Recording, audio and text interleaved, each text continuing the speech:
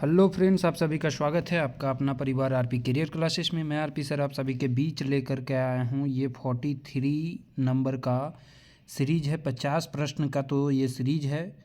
मुश्किल से 35 से 40 मिनट में ये कवर किए जाएंगे। और दोस्तों, जो भी हमारे चैनल पर नए हैं, चैनल को सब्सक्राइब करके बेल आइकन को दबा लें और जितने भी वीडियो हैं सारे ज़रूर देखें। इसमें इतनी बार डिस्कशन हुआ है कि कोई भी क्वेश्चन कहीं से भी कोई भी छूटने वाला है नहीं। ठीक है दोस्तों, तो उससे पहले मैं बता दूं कि यदि आप हमारे चैनल पर नए हैं तो हमारा झारखंड पुलिस का जो है बैच स्टार्ट होने वाला है, जिसमें आपको दोनों पेपर 1 पेपर 2 का तैयारी करवाया जाएगा। प्रैक्टिस सेट भी तैयारी कराई जाएगी। अभी सेल चल रहा है मात्र 299 में। हमारा application RP career classes play store पर डाउनलोड करें और ज्वाइन करें। किसी भी क्वेरी के लिए दिए गए नंबर पर संपर्क करें और ज्वाइन कर सकते हैं। चलिए, पहला प्रश्न है आज का, स्टार्ट करते हैं। अंत तक आप बने रहें और लाइक और शेयर जरूर करें दोस्तों। काफ़ी मेहनत इसमें लगानी पड़ती है, तो आपका बस एक ही है कि लाइक करें, किसी ग्रुप में शेयर कर दें। खोटा में मूल व्यंजन कितना है? तो खोटा में मूल व्यंजन पूछेगा तो 29 है। खोटा में मूल व्यंजन कितना है? 29 है। यदि ड और ढ को जोड़ दिया जाए तो ये 31 हो जाता है, और संयुक्त व्यंजन को जोड़ दिया जाए तो ये 35 हो जाता है। तो जैसा ऑप्शन में देगा 29, 31, 35, उसके अनुसार आपको आंसर करना है। तो इसका सही आंसर हो जाएगा 29। व्यक्तिवाचक संज्ञा से ककर बोध हो है? व्यक्तिवाचक संज्ञा से किसका बोध होता है? तो व्यक्तिवाचक संज्ञा से किसका बोध होता है? तो एक वस्तु या एक व्यक्ति का, एक वस्तु या एक व्यक्ति का वस्तुवाचक संज्ञा से बोध होता है।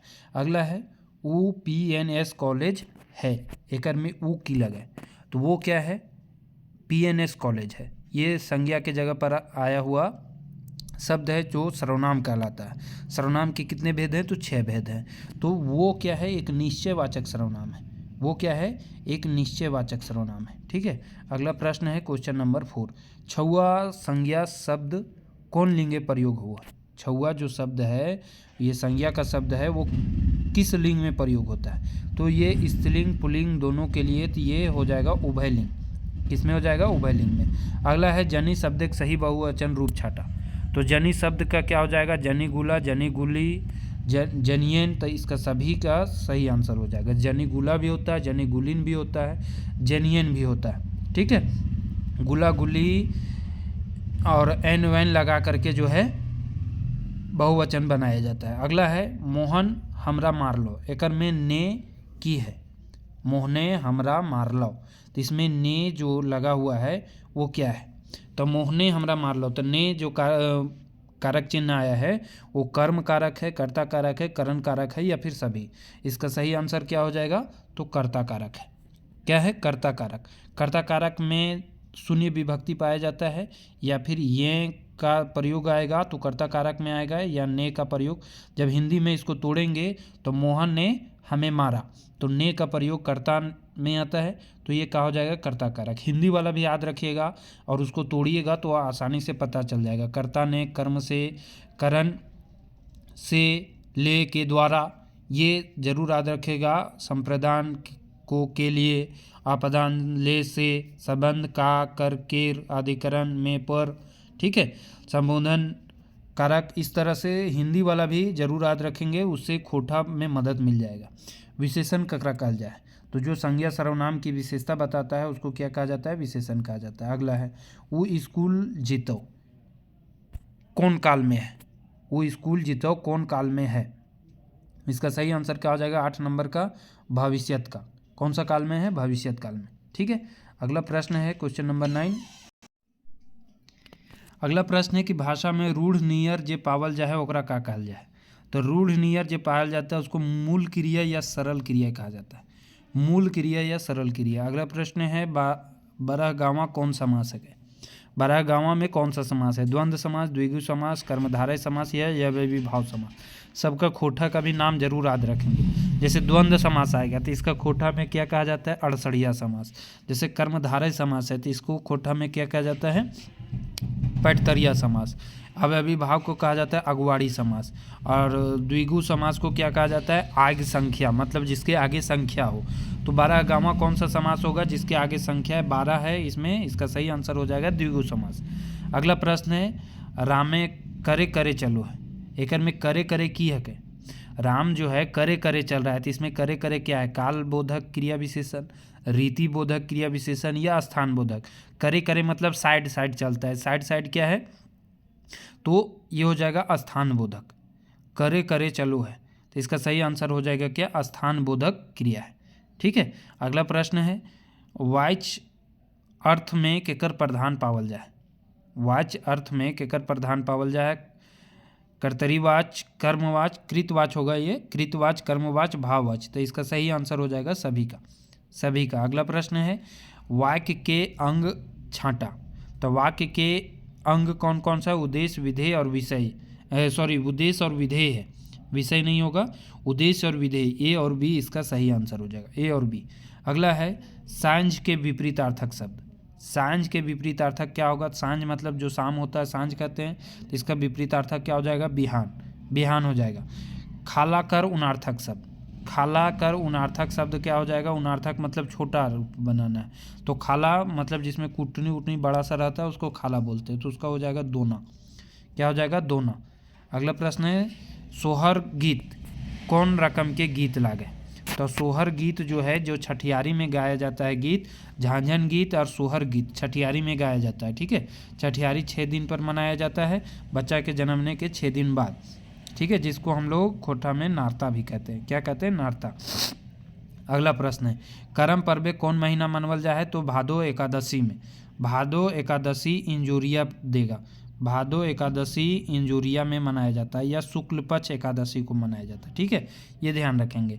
अगला प्रश्न है, रोपनी कटनी करक बेरा कौन गीत गावल जाए। तो रोपनी कटनी करक बेरा में जो गाया जाता है उसको क्या कहते हैं, तो श्रम गीत कहते हैं, क्या कहते हैं, श्रम गीत। अगला प्रश्न है, जौन गीत से छौआ सभिन के टवान भेटा है ओकरा का कहल जाए, है ना। जौन गीत से छौआ सभिन का जो है पहचान बताता है उसको क्या कहा जाता है, तो बाल गीत कहा जाता है, क्या कहा जाता है, बाल गीत। अगला प्रश्न है, निर्निया, मोटा ताल, मेही ताल, रसधारी और डहरुआ, ये सब जो है कौन ऋतु के गीत। ठीक है, निर्निया, रसधारी, मोटा ताल, मेही ताल और डहरुआ, ये है आपका गर्मी से संबंधित, ग्रीष्म ऋतु से संबंधित गीत। ठीक है, शीत ऋतु से संबंधित गीत पूछेगा तो चांचर, घेरा गीत और डोहा। डोहा कई बार पूछता है, और पूछता है चांचर कौन सा ऋतु में गाया जाता है, चांचर गीत और डोहा गीत। ठीक है, और घेरा गीत ये है शीत ऋतु का, कौन सा ऋतु का, शीत ऋतु का मात्र 3 ही है, चांचर, घेरा गीत और डोहा गीत। ग्रीष्म ऋतु का एकदम याद कर लेना है, ऑप्शन इनमें से दे सकता है, 4 गो में से एक कोई दूसरा का देगा, इनमें से ग्रीष्म ऋतु का कौन है या वर्षा ऋतु का गीत कौन है वो छाटने के लिए दे देगा, तो वहाँ फंस सकते हैं। ठीक है, निर्निया, मोटा ताल, मेही ताल, रसधारी और डहरुआ क्या हो जाएगा, वो ग्रीष्म ऋतु का हो गया। साथ ही वर्षा ऋतु का भी याद रखेंगे, सबसे ज़्यादा वर्षा ऋतु में गाया जाता है। झिंगफुलिया, बादरिया, भटियाली, गोलवारी, मोदियाली, घसियाली, जितना आली है याद रखिएगा, भटियाली हो गया, गोलवारी हो गया, मोदियाली हो गया, घसियाली हो गया, झिंगफुलिया हो गया, भादरिया हो गया, ये सब वर्षा ऋतु में गाया जाता है। किसमें, वर्षा ऋतु में। ठीक है, तो इस तरह से जरूर याद रखेंगे। अगला प्रश्न है, हमनी सब एक कौन किताबे इजराइल है।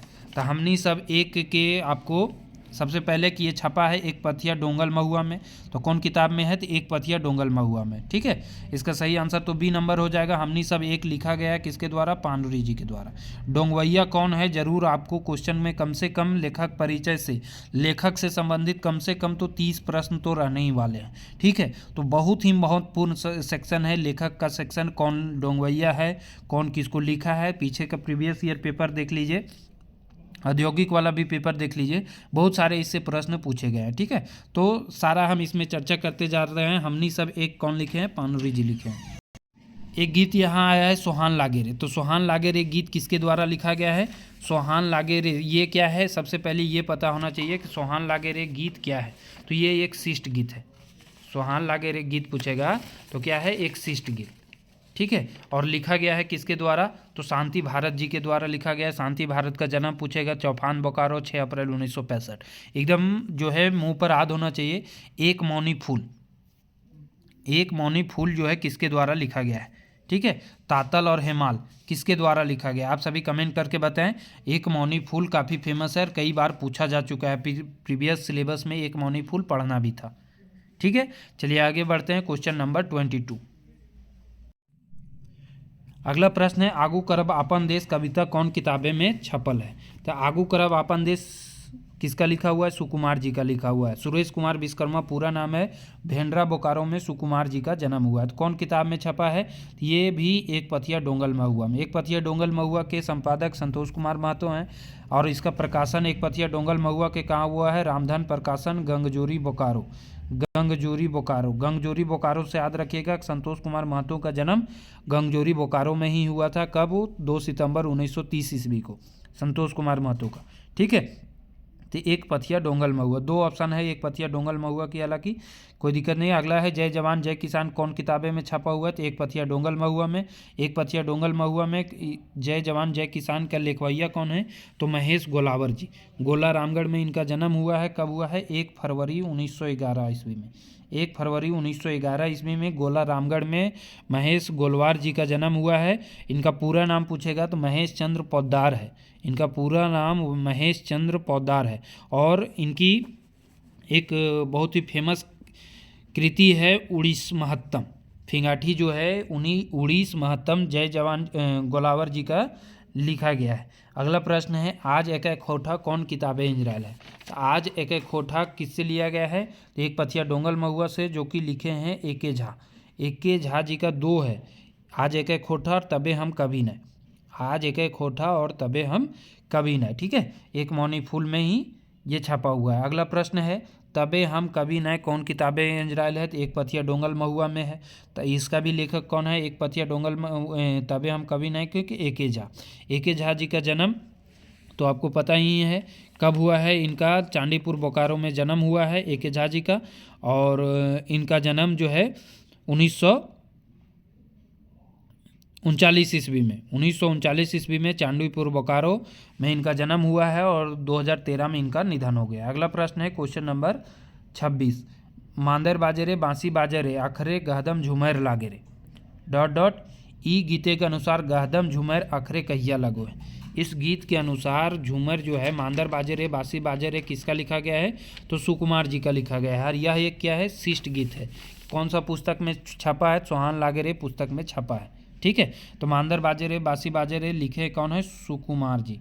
ये याद रखेंगे, सुकुमार जी। सुरेश कुमार विश्वकर्मा, इसके बारे में तो ऊपर चर्चा ही किए।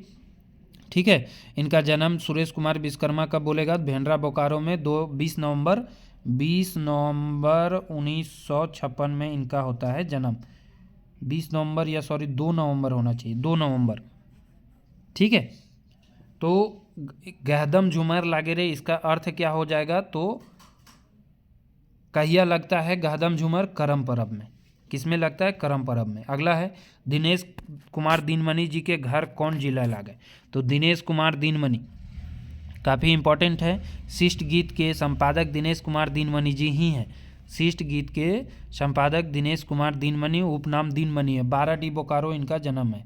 12D बोकारो में जैना मोड़ जगह है, वहाँ इनका जन्म है। माता का नाम फूलू देवी, पिता महेश्वर महतो हैं। ठीक है, इनका तितकी करील संघीय संपादक तितकी और करील पत्रिका का इन्होंने किया है। ठीक है, धर्म करम इनका इंपॉर्टेंट कहानी है।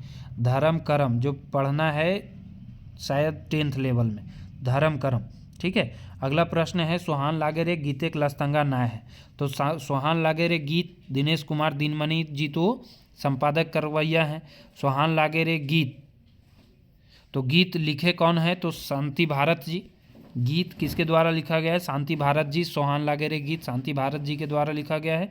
और सबसे इम्पोर्टेंट कि शेखर सरेंदु इसमें क्या है? मुख्य संकलन करता है सोहान लागे रे पुस्तक का। ठीक है, मुख्य संकलन करता शेखर सरेंदु है। अनीता कुमारी का इससे कोई ये नहीं है।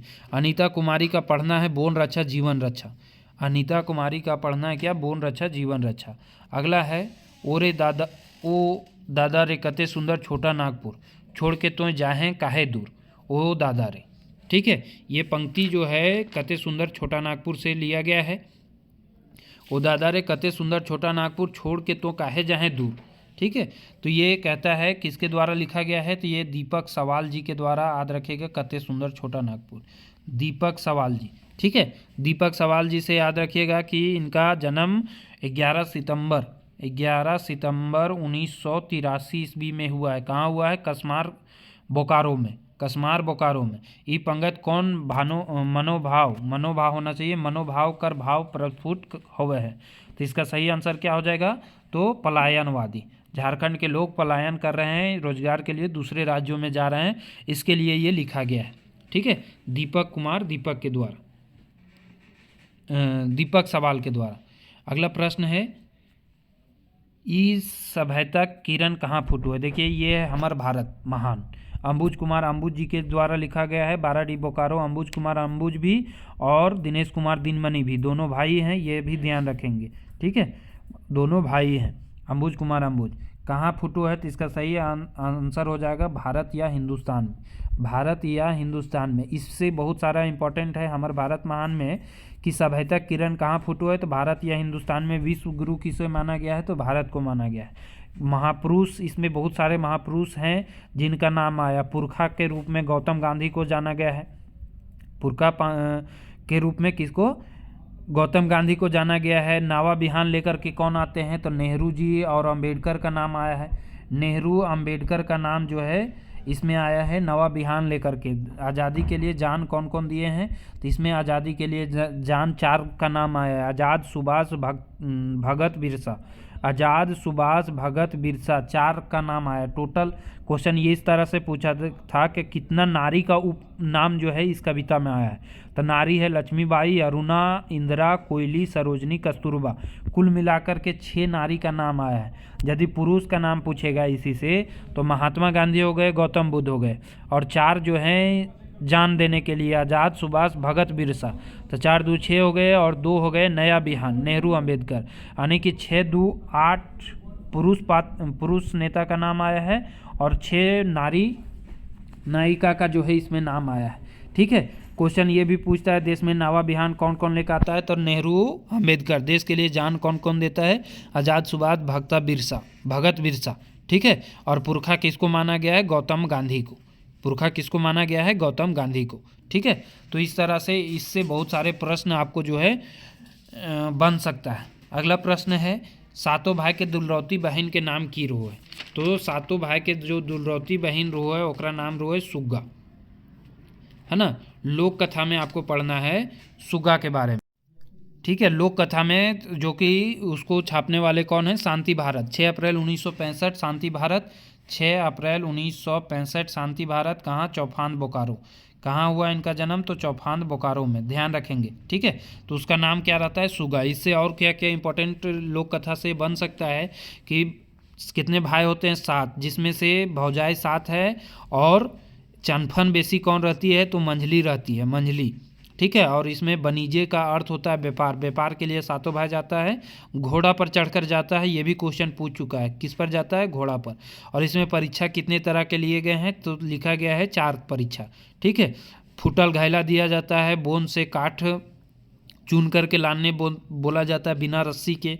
जोतलबारी में सरसों बून दिया जाता है। इसमें भी याद रखना है कि कौन कौन इसका मदद करता है, तो फुटल घैला पानी लाने में कौन मदद करता है, तो बेंगा मदद करता है पानी लाने में। साथ ही धमना सांप मदद करता है काठ जंगल से लाने में, कौन, बेंगा सांप। और परेवा सब मदद करती है उसको चुनने में, है ना, सरसों जो है जोतलबारी से चुनने में। और डूमर पर इसको चढ़ा दिया जाता है, जहाँ छोटा भाई पर लोर गिरता है। किस पर गिरता है, छोटा भाई के कंधा पर लोर गिरता है डूमर के पेड़ से, तब जो है उसको उतार करके लाया जाता है। ठीक है, तो इतने सारे प्रश्न इससे बन सकते हैं। एक बार तुरंत क्विक रिवीजन हो जा रहा है। धनक धदैनी लोक कथक संकलन करता, तो कौन है, ये भी शांति भारत है, इनके बारे में तो बता दिए। तो कौन है, शांति भारत। चौफान बोकारो, 6 अप्रैल 1965 इनका जन्म, चौफान बोकारो में। भारत इनका उपनाम है, शांति भारत का उपनाम भारत है। बरवाडा का अक्षय बोर का संस्मरण जो है शांति भारत के द्वारा ही लिखा गया है, बरवाडा के अक्षय बोर। ठीक है, साथ ही इनका जो है लौतन डहर और जुगेक मरम, ये कविता बेलेंद्री लोकगीत संग्रह, ये भी काफ़ी फेमस है। ठीक है, तो इतना सारा बोकारो स्टील प्लांट में इन्होंने काम किया है, सुरक्षा निरीक्षक के पोस्ट पर, ये भी ध्यान रखेंगे। धनक धदैनी से बात करें तो इसमें जो मुख्य पात्र रहता है, क्या नाम रहता है, चमटू। चमटू एक बंदर खरीद के लाता है हाट से, इसको क्या माँ देती है, 1 रुपया टका देती है। रूपक एगो टका देती है, ठीक है। और इसमें चंदन लकड़ी का जिक्र आता है, ये भी क्वेश्चन पूछा जा चुका है। चंदन लकड़ी, इसकी माँ बोलती है बंदर को चंदन लकड़ी से पुड़ाने के लिए, तो चंदन लकड़ी का भी जिक्र आता है। अगला प्रश्न है, नीचे दियल कौन बात गलत है? नीचे दिए कौन बात गलत है? बूढ़ा बूढ़ी और सात पीठा से लिया गया है। बूढ़ा बूढ़ी सात पीठा लिखे कौन है? दिनेश कुमार दीनमणि जी। और दीनमणि जी खूटा भीतर चिया गोटा भी लिखे हैं। तो 2 लोक कथा दीनमणि जी का पढ़ना है और 3 लोक कथा ए.के. झा का पढ़ना है, ठीक है। तो इस तरह से याद रखते जाना है। बूढ़ा बूढ़ी कौन बात गलत है? बूढ़ा बूढ़ी खुशी से नाचे हले, बूढ़ा बूढ़ी निपुतिया हला, ये तो सही है। बूढ़ा बूढ़ी पीठा खाए खातिर लड़ल हल थी, ये भी सही है। बूढ़ा बूढ़ी के पुड़वे गांव के 7 लोग गेल हल थी, ये भी सही है। तो गलत कौन है? खुशी से नाचे हले, ये गलत है, पहला ऑप्शन गलत है, ठीक है। बूढ़ा बूढ़ी कितने पीठे बनाए थे? 7 पीठा। पीठा क्या है? एक तरह का पकवान है। पीठा क्या है? एक तरह का पकवान है। इसको जलाने के लिए कितने लोग गए थे? 7 लोग ही गए थे, ठीक है। संकलन करता दिनेश कुमार दीनमणि जी। उपनाम पूछेगा तो दीनमणि इनका उपनाम है। 12D बोकारो में इनका जन्म हुआ है। दिनेश कुमार दीनमणि का और किसका हम एक साथ हाथ रखने बोले तो अंबुज कुमार अंबुज का, की क्योंकि दोनों क्या है? भाई है, ठीक है। इनके माता का नाम पिता का नाम दोनों एक ही, महेश्वर महतो फूलू देवी। महेश्वर महतो और फूलू देवी दोनों याद रखेंगे। अगला प्रश्न है, गुदुपुचू रानी रहो है। तो एक रोहो है लाल रंग के पोका, ये के पेड़ पर ये गुदुपुचू रानी और कौआ दोनों रोहो थी, ठीक है। इसमें सीक्वेंस जरूर याद रखिएगा कि कौआ कहाँ कहाँ जाता है। कौआ सबसे पहले किसके पास जाता है? तो पानी के पास। पानी जब मना कर देता है तो फिर कहाँ जाता है? कुम्हार के पास। किसके पास? कुम्हार के पास। कुम्हार जब मना करता है तो कुकुर के पास, फिर गाय के पास, फिर घास के पास, फिर लास्ट में कमार के पास, ठीक है। तो सबसे लास्ट में किसके पास जाता है? कमार के पास। इसको गर्मा गर्म और नरमा नरम जो है हंसुआ मिलता है, गर्मा गर्म उसको छूता है, उसका ठोर जल जाता है। तो इस तरह से याद रखेंगे कि किनके पास जाता है। गुदुपुचू रानी, बंसीलाल बंसी, इनके क्या हैं? लिखवैया हैं। बंसीलाल बंसी जी के बारे में 11 बंसीलाल बंसी जी का जन्म यदि पूछेगा तो 11 मार्च 1954 चौफान बोकारो में इनका जन्म हुआ है, 11 मार्च 1954। और चौफान बोकारो में किनका है? तो शांति भारत जी का है, ठीक है।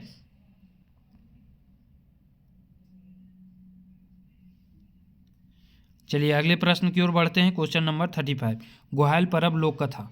गोहाल परब लोक कथा कौन नदी की चर्चा है? देखिए बहुत ही इंपॉर्टेंट क्वेश्चन है और ऑप्शन आ जाता है, कंफ्यूज हो जाते हैं ज़्यादातर कि दामोदर था कि बड़ाकर था। तो गोहाल परब में कौन नदी के जिक्र आता है? इसका सही आंसर क्या हो जाएगा? बराकर नदी का। कौन सा नदी का जिक्र आता है? तो बराकर नदी का जिक्र आता है। नदी बराकर है। खीरा पीठा इसमें आता है चर्चा। खीरा पीठा जो बनाया जाता है पशुओं को खिलाने के लिए भी और अपने को खाने के लिए भी। सोहराय पर्व तभी से मनाया जा रहा है, कब? कार्तिक अमावस्या में। कार्तिक अमावस्या में। कौन लिखे हैं ग्वाल पर्व? ए.के. झा जी। कौन लिखे हैं? ए.के. झा जी। अगला है, छोहार कहानी के संग्रहकर्ता या लेखवैया के जन्म कहाँ भेल? छोहार कहानी की कितनी कहानी पढ़ना है? 4 कहानी पढ़ना है। एक छोहार, एक बोने क्लोर, एक हम जियब कैसे और नावा छोटा जमींदार। 4 कहानी पढ़ना है। चित्रा जी इनके रचनाकार हैं। छोटा ना क्या बोले, चितरंजन महतो चित्रा जी इनके लेखककार हैं, ठीक है। तो छोहार कहानी के संग्रह के लेखवैया के जन्म कहाँ भेल है? तो इसका सही आंसर क्या हो जाएगा? तो कखन भेल है? कखन भेल है? तो जितिया पर्व के दिन भी हुआ था। कब हुआ था? जितिया पर्व के दिन हुआ था। इनका चितरंजन महतो चित्रा जी का, ठीक है। इनके बारे में चितरंजन महतो चित्रा जी के बारे में इनका लारी रामगढ़ में जन्म हुआ है 6 जनवरी 1946 में। 6 जनवरी 1946 में इनका जन्म माना जाता है। और फिर भी माना जाता है जितिया पर्व के दिन हुआ। अब कैसे हुआ ये तो लिखा हुआ है इसमें। जितिया तो आपका अभी मनाया जाता है, बरसात के भादों के बाद मनाया जाता है जितिया पर्व, और जनवरी तो आपका अभी आता है। तो कैसे हुआ ये हमें नहीं पता, लेकिन माना जाता है, ठीक। तो छोहार कहानी भी है। छोहार कहानी के मुख्य पात्र कौन है? रोहन और मोहन। रोहन और मोहन में क्वेश्चन पूछता है कि कौन जो है दारू पीता है? तो दारू पीने वाला कौन रहता है? तो नशा करने वाला रोहन रहता है। नशा करने वाला कौन रहता है? रोहन। और रोहन बड़ गाछ के छोहार जगह रहो है। बड़ गाछ को एक कौन नाम रहता है? सुरुज नारायण चौधरी। सुरुज नारायण चौधरी। और छोट गाछ रहता है जिसको गुरुजी कहते हैं, उनको नाम क्या है, देवा चौधरी। देवा चौधरी इनका नाम है, देव नारायण चौधरी या देवा चौधरी। महाजन इसमें कौन रहता है, तो छगन साव, जो साहूकार का भी काम करता है, दारू भी बेचता है, पकौड़ी उकौड़ी भी बेचता है। ठीक है। छहार पर्व में कौन महीना का चर्चा किया गया है, तो बैसाख महीना का, चैत बैसाख महीना का चर्चा किया गया है। चैत बैसाख का जो है जेठ का जो दोपहरिया रहता है, ये लोग काम करने के लिए जाते हैं। किसके घर काम करने के लिए जाते हैं, सूरज नारायण घर के छत का काम हो रहा था तो वही काम करने के लिए जाते हैं। क्या घट गया था जो काम बंद हो गया था, तो बालू घट गया था तो काम बंद हो गया था। ठीक है। इससे बहुत सारे प्रश्न जो है रिवीजन मन तुरंत करते जाना है। ठीक है। गुरुजी रोहन के कौन कौन दान मांगे थे, तो 3 दान मांगे थे, तन मन और धन का। ठीक है। दारू मोद छोड़ने के लिए बताए थे, लालची करने से, लोभ करने से मना किए थे। तो गुरुजी के संपर्क में जब रोहन आता है तो कितने दान मांगते हैं, 3 दान मांगते हैं। ठीक है। अगला प्रश्न है, बोनक लोर कैसन रचना लागे। बोनक लोर जो है क्या है, एक कहानी है, चितरंजन महतो चित्रा जी के लिखा गया है। ये मोहजाड़ का समय है, मोहजाड़ मतलब हल्का ठंडा। ठीक है। इसमें बोन राजा जो है मुख्य पात्र है। बोन राजा अपनी कहानी किससे सुनाता है, आम जन से। आम जन को अपना दुख भरी कहानी सुनाता है कि किस तरह जो है बोन को नष्ट किया जा रहा है, जिससे बहुत सारे दुष्ट प्रभाव पड़ सकते हैं। ठीक है। अगला प्रश्न है क्वेश्चन नंबर 38, हम जियब कैसे हित कुटुंब से मिले जुले भेंट मुलाकात। हम जियब कैसे हित कुटुंब से भेंट मुलाकात करे ले निकलल रहत और कते दिन ले। हम जियब कैसे में जो कौन कौन है जो हित कुटुंब से मुलाकात करने के लिए निकले थे, महेश्वर और पार्वती, जो कि रघुनाथ के चाचा चाची हैं। ठीक है। 10-15 दिन के लिए निकले थे। इनका कहाँ कहाँ जाना का ट्रिप था, लुगु धाम और पारसनाथ, लुगु धाम और पारसनाथ धाम। इसमें नाम आया है चुनिया का, मुख्य पात्र चुनिया ही है, जो कि रानी औरत रहती है, मसोमात रहती है। इसका हस्बैंड का नाम रहता है डमरू। इसके कितने बच्चे रहते हैं, 3, 2 रहता है लड़की और 1 रहता है लड़का। तीनों में से कोई भी स्कूल नहीं जाता है। 2 लड़की में एक बड़ी वाली लड़की छागर चराती है और छोटी वाली लड़की जो है छोटा वाला बच्चा को देख रेख करता है। ठीक है। चुनिया क्या करती है, चुनिया जो है दारू मोद बेच करके और जंगल का जो है दतून उतून बेच करके अपना काम चलाती है। रघुनाथ के पत्नी का नाम क्या रहता है, तो रघुनाथ के पत्नी का नाम रहता है फूलसरी। और रघुनाथ के एक बहन का भी इसमें नाम आया है, जिसका नाम रहता है क्या, जो फुलसरी के ननंद रहती है, फुलसरी के ननंद का नाम रहता है मोहरी। ठीक है। क्या नाम रहता है, मोहरी। तो इतने बात जरूर याद रखेंगे। भतीजा कौन था, तो रघुनाथ। लेकिन एक इम्पॉर्टेंट बात बता दें कि रघुनाथ जो है महेश्वर से बड़ा था। हालांकि रिश्ते में तो ये महेश्वर चाचा लगते थे, लेकिन रिश्ते में उम्र में क्या था, महेश्वर से बड़ा था कौन, रघुनाथ। ठीक है। इसमें कौन कौन पात्र हैं, कौन महिला पात्र है, कौन पुरुष पात्र है, इतना बता दिए। डमरू किसके एमसीसी और पुलिस के मुठभेड़ में डमरू जो है मारा गया रहता है। ठीक है। एमसीसी और पुलिस में ये उग्रवाद पर लिखा गया, एक समस्या पर लिखा गया है। अखरा कहल जाए, अखरा कहल जाए जहाँ बैठकी किया जाता है, जहाँ सभी लोग मिल करके अपना समस्या का भी समाधान करते हैं, बैठकी करते हैं, गान बजान भी करते हैं, बातें करते हैं। तो जो चौक नियर जगह रहता है उसको क्या कहा जाता है, अखरा कहा जाता है। ठीक है। अखरा का नाम कहाँ आया है, नावा छोटा जमींदार में, जहाँ दादा एक रहते हैं, बूढ़ा दादाजी, जिसका नाम है जगन्नाथ चौधरी। क्या नाम है, जगन्नाथ चौधरी। ये कहानी कहते हैं बच्चों को, कहाँ, अखरा में ही। ठीक है। इसमें नाम आया है बलराम सिंह का, इसमें नाम आया है किनका, बलराम सिंह का, जो कि क्या रहते हैं, एक दरोगा रहते हैं, जो कि काफ़ी दुष्ट रहते हैं। डॉक्टर विनोद कुमार के जन्म, सोंदमाटी के लिखवैया कौन है, डॉक्टर विनोद कुमार। जन्म हुआ है कब, 1961 ईस्वी में। कब हुआ है, 18 नवंबर 1961 में इनका जन्म हुआ है। दारू झुमरा हजारीबाग में। कहाँ हुआ है, दारू झुमरा हजारीबाग, याद रखेंगे। इनका जो है पिता का नाम पूछेगा, माता का नाम पूछेगा, तो ज़रूर इसके बारे में पूरा डिटेल हम जो है पढ़ेंगे उसमें खोटा लेखक परिचय में। ठीक है। ठीक है। तो ये सोंदमाटी लिखे हैं। सोंदमाटी के कौन कौन सा पढ़ना है आपको, उबार कहानी पढ़ना है, खूब कहानी पढ़ना है, ओद दीदार, जिंदगी की डोवानी। ठीक है। तो इतना चीज़ें इससे आपको पढ़ना है। अगला प्रश्न है श्रीनिवास पानुरी जी के जन्म बताना है। श्रीनिवास पानुरी जी के जन्म स्थान बताना है। तो ये कहाँ हुआ है? बरवड्डा धनबाद के रहने वाले हैं श्रीनिवास पानुरी। कब हुआ है? 25 दिसंबर 1920। 25 दिसंबर 1920 खोटा दिवस भी 25 दिसंबर को मनाया जाता है। निधन कब हुआ है? 1986 ईस्वी में। निधन कब हुआ है? 7 अक्टूबर, ध्यान रखेंगे 7 अक्टूबर 1986 ईस्वी में इनका हो गया है निधन। ठीक है, श्रीनिवास पानुरी जी का। माता का नाम दुखनी देवी, पिता शालिग्राम पानुरी। पत्नी का नाम पूछेगा तो मूर्ति देवी इनका पत्नी का नाम है। ठीक है, बहुत सारे प्रश्न इससे बन सकते हैं। अगला है श्रीनिवास पानुरी जी कत्ते पढ़ल है? तो मैट्रिक पास है। मैट्रिक पास कब किए थे? तो 1939 ईस्वी में। Matric pass 1939। 1946 से पान की गुमटी से ये लेखन का कार्य किए थे।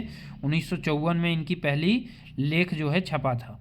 अगला प्रश्न है पानुरी जी के बाप के नाम, बाप कौन काम का रोल थी? तो बाप क्या थे? तो डॉक्टर थे। पानुरी जी के पिता क्या थे? डॉक्टरी का रोल थी। क्या का रोल थी? डॉक्टरी। अगला प्रश्न है भाई बहन के शुभ प्यार के प्रतीक केकरा कहल गया है? तब भाई बहन के प्यार के प्रतीक करम। करम मनाया जाता है भादो एकादशी शुक्ल पक्ष को। ठीक है, फूल कर परब ककरा कहल गया है? फूल कर परब कहा गया है सरहुल को। सरहुल को फूल कर चैत और बैसाख में मनाया जाता है। ज़्यादातर ध्यान रखिएगा कि चैत महीना में ही मनाया जाता है फूल कर परब सरहुल। सरहुल को कई नामों से भी जाना जाता है। ठीक है, सरहुल पूछ चुका है क्वेश्चन कि कितने दिन मनाया जाता है? 3 दिन। फुलकोसी कौन दिन होता है? तो तीसरा दिन। थर्ड दिन जो होता है फुलकोसी होता है। ठीक है, सरना पूजा सेकेंड दिन होता है। और पहला दिन रूसा या बांगुरी कहलाता है पहला दिन। सरना स्थल में इसका पूजा होता है। इसको कुड़ुख में खद्दी और खड़िया में जाड़कोर भी कहते हैं। कुड़ुख में खद्दी और खड़िया में जाड़कोर। भुवनेश्वर दत्त शर्मा के उपनाम बतावा। तो उपनाम क्या है भुवनेश्वर दत्त शर्मा के? व्याकुल जी। क्या नाम है? व्याकुल जी। इनका जन्म पूछेगा तो 17 मार्च 1908 ईस्वी को। 1908 ईस्वी को। और 17 सितंबर 1984 ईस्वी को हो गया है इनका निधन। ठीक है, तो इस तरह से दोनों याद रखेंगे। साथ ही साथ बालदेव प्रसाद इनके पिता और माता के नाम शांति देवी। व्याकुल से याद रखेंगे व्याकुल, और इसका व्याकुल से शांति तुरंत याद हो जाना चाहिए। व्याकुल का अपोजिट क्या है? शांति। शांति याद रखना चाहिए, शांति देवी। और बालदेव प्रसाद इनके पिताजी हैं। पंडित अयोध्या प्रसाद इनके दादाजी थे जो पालन करता थे। 1989 में इनको पानुरी स्मृति सम्मान से भी सम्मानित किया गया। बोकारो स्टील प्लांट में ये नौकरी करते थे। और 1930 में ये हजारीबाग के जेल में बंद थे, जहां इनको मिलते हैं रामवृक्ष बेनीपुरी जी। 1925 में ये गांधी जी से मिलते हैं। ठीक है, तो इतने प्रश्न इससे बन सकते हैं। अगला प्रश्न है पानुरी जी के माँ के नाम। तो पानुरी जी के माँ का नाम क्या है? ये तो याद आ गया व्याकुल जी का। व्याकुल जी का शांति देवी आ गया। पानुरी जी के माँ का नाम क्या है? दुखनी देवी। पानुरी जी के माता जी का नाम क्या है? दुखनी देवी। पिता है शालिग्राम पानुरी। पिता क्या नाम है? शालिग्राम पानुरी। शांति देवी किनका नाम है? तो शांति देवी आपका है भुवनेश्वर दत्त शर्मा जी का माता जी का नाम। ठीक है, और कुसुम बाला झा अजीत कुमार झा के पिताजी का माता जी का नाम है। और परमाणिक जी का क्वेश्चन पूछ चुका है तिनकी देवी। तिनकी देवी परमाणिक जी के माता जी का नाम है तिनकी देवी। तो कम से कम जो 7 के बारे में जीवनी पढ़ने बोला है, सातों के माता और पिता दोनों से क्वेश्चन आ सकते हैं। तो सातों के माता पिता के बारे में आपको पता होना चाहिए। अगला प्रश्न है ए.के. झा जी के जन्म बछर। तो ए.के. झा जी के अजीत कुमार झा पूरा नाम है। 20 जून 1939 को इनका जन्म हो जाता है और निधन होता है 29 सितंबर 2013 ईस्वी को। 29 सितंबर 2013 ईस्वी को कहाँ? चांदीपुर बोकारो में इनका जन्म होता है। माता का नाम कुसुम बाला झा बताया अभी। लक्ष्मी नारायण झा पिता का नाम है। अगला प्रश्न है विश्वनाथ दसौंधी राज के मृत्यु। तो विश्वनाथ दसौंधी राज जी के मृत्यु के बारे में आपको बताना है, कब हुआ है। विश्वनाथ दसौंधी राज जी के बारे में पढ़ना है। 15 अप्रैल 1943 में इनका होता है जन्म और निधन होता है 16 अक्टूबर 2009 ईस्वी को। 16 अक्टूबर 2009 ईस्वी को कहाँ? भटमुरना कतरासगढ़ धनबाद में इनका जन्म होता है। भटमुरना कतरासगढ़ धनबाद में। ठीक है, बरवड्डा धनबाद और भटमुरना कतरासगढ़ धनबाद दोनों याद रखेंगे। बाकी सभी बोकारो के हैं। मुदा गांव धनबाद विश्वनाथ नागर जी भी है, ये भी आपको पढ़ना है। और साथ ही साथ खिस्मी गोमो धनबाद श्याम सुंदर महतो जी का भी है। अगला प्रश्न है क्वेश्चन नंबर 50 और अंतिम प्रश्न है आज का, नागर जी के बाप के नाम की रू है। तो नागर जी के बाप का नाम क्या रहता है? विश्वनाथ प्रसाद नागर, जिनका सबसे पहले जन्म पूछ चुका है नगर पालिका में। 7 जनवरी 1939 में इनका होता है जन्म। कहाँ? मुदा गाँव धनबाद में। मुदा गाँव धनबाद में इनका जन्म होता है। और माता का नाम पूछेगा तो फूलमणि देवी। माता का नाम फूलमणि देवी है, पिता है इनके जादू रवानी।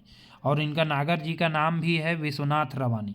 पूछेगा इनका पूरा नाम तो विश्वनाथ रवानी पूरा नाम है, ठीक है। इनकी प्रमुख रचना सुलक्षाय सुलक्षाय काव्यखंड है। नागर जी का है सुलक्षाय काव्यखंड। सुलक्षाय काव्यखंड जो कि 11 खंड में है और कर्ण के जीवन पर आधारित है। कर्ण के जीवन पर आधारित है। रांगा लाठी, रांगा लाठी भी इनकी प्रमुख रचना है, जो कि एक कविता, खोटक का कविता संग्रह है रांगा लाठी, ठीक है। खय्यम तुर मधुर गीत, ये रुबाई गजल का अनुवाद है। रुबाई गजल का अनुवाद पूछेगा तो खय्यम तुर मधुर गीत, ठीक है। दिंडल पाता, ये भी कविता संग्रह है, दिंडल पाता।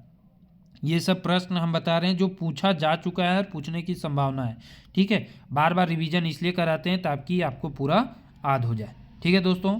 तो इस तरह से आपको 50 प्रश्नों का ये सेट समाप्त हुआ और मात्र कितने 40 मिनट हम बताए थे, 40 मिनट के अंदर ही ये समाप्त हो गया।